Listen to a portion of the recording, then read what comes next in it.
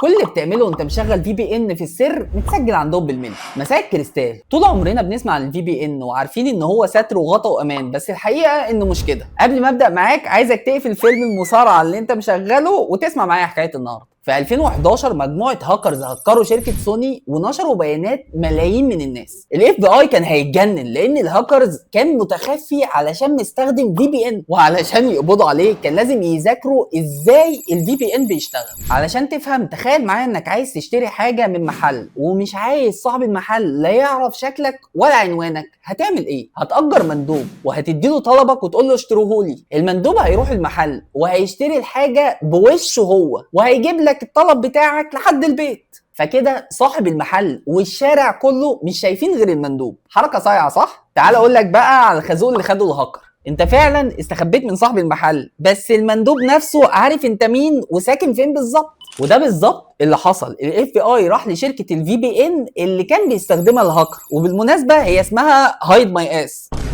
هي اسمها كده.